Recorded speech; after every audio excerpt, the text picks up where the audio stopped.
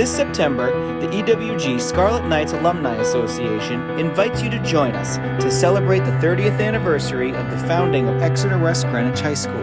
In this video series, we'll chat with longtime faculty and staff to remember some stories you know, and maybe a few you haven't heard. I can remember Anita and I coming in here, everything was under construction.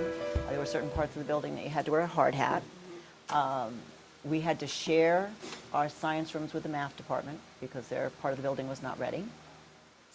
And it was great. We played all kinds of practical jokes, on each other, that first 6 months before the rest of the building was done. So when I was first hired, I was hired to teach the middle school. So Lou Clayman hired me, and I was going to teach middle school science. And Mary got a hold of my she actually interviewed me for the science job.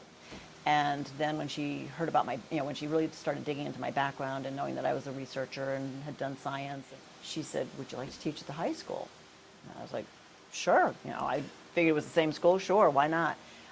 Lou Clayman did not talk to me for 2 years after that. Every time I'd walk by in the hallway, he would go, "Traitor, traitor." And Mary gave us the stack of cards in the classes, and Anita and I would shuffle them and shuffled them out and rearrange them. And back then it was just the three of us, and so we got to choose. We chose which classes we were teaching, which was great. And one of the things that I missed as the years went on was the collegiality of the teachers in those early years, because there were so few of us. And even with the students, the students came in as, they were not happy about leaving, North Kingstown and their schools, came back to, Exeter West Greenwich to come to the new school.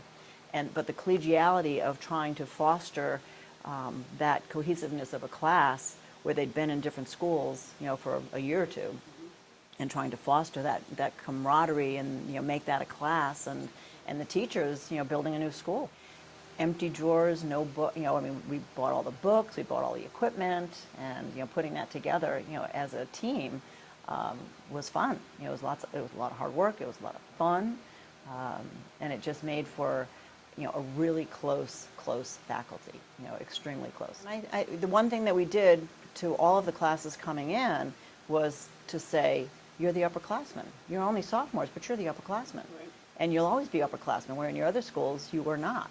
You were underclassmen." So that was one of the things that we used, to get them going. And it was great adding on slowly and making, hiring new people and, bringing them on as we got more and more classes. Being able to be a science teacher and have a greenhouse and, pretty much be given free access to, almost anything we wanted to do. Mary Christian was just a great department chair, and, she would just, if it was a good idea and, we had a good rationale for it and we could find the money for it, go for it. So we were able to offer kids here things that, they wouldn't get until they were in college. Parents were more involved in this high school than they were in a lot of high schools, because building it, that was a big bond. They all had a piece of it, and I think they took a lot of pride in it, and they were here a lot.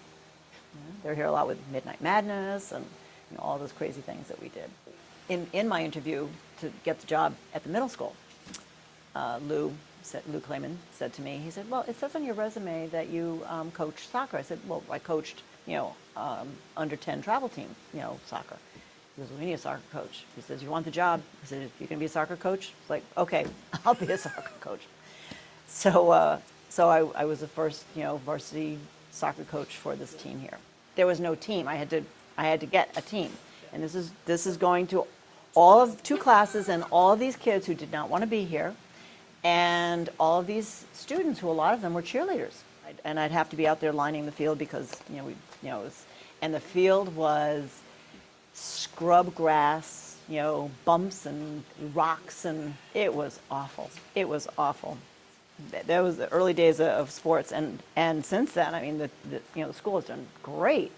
Mrs. Ina and I would be buried deep in books and equipment, and orders had started coming in for the next year, and glassware, and kids coming in and helping us and stuff. And we'd be here for the week after school, cleaning up and putting things away.